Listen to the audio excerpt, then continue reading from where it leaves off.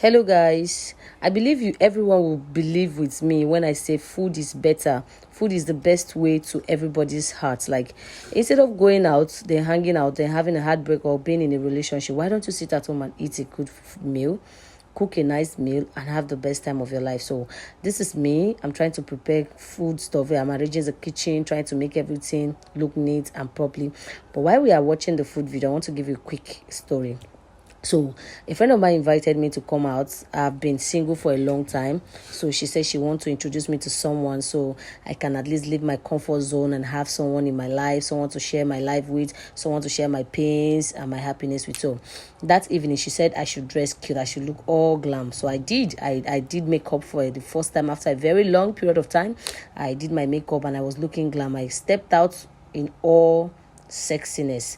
Got in there, she introduced me to this guy, very nice guy, cute guy, and he was very nice. We talked, we ate, and we were having the best moment of our life.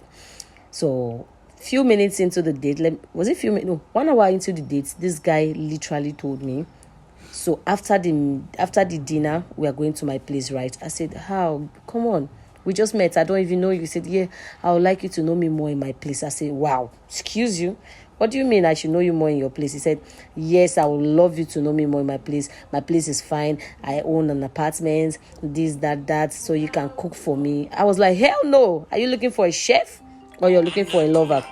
He said he's looking for both a lover, a chef, and everything. And I was like, nah, this is not for me. After the whole meal and the whole dinner and everything, I was angry. I said I wanted to go home. Do you know this guy told me? He said, you can't go home. I already paid for the meal. I paid for everything. I paid for the table. So we are going to go to my place after the dinner.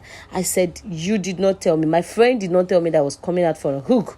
She told me I was coming out for a date and I prepared for a date. And if you wanted me to pay for the meal, you should have told me we are going 50-50 instead of telling me to go back home with you.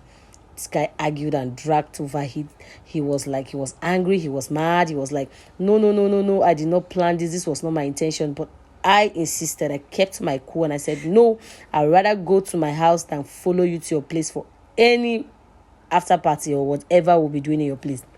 He got mad.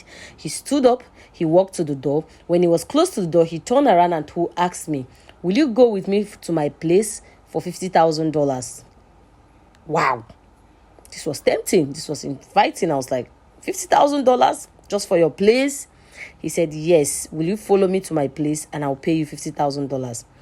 Immediately, my head calculated. I have just $150 in my account and someone is promising to give me $50,000 just to go to his place. What will happen?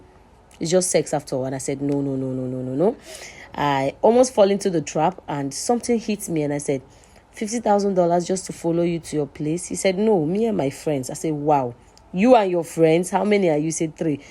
Guy wants me to follow him to his house to have a 4 with his friends.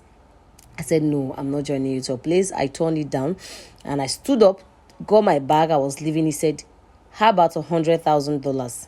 I said, hey, $200,000. And I said, at that point, I realized this was a ritual. This was no longer a dinner date or a date or a love date or even a hookup. I knew it was a ritual.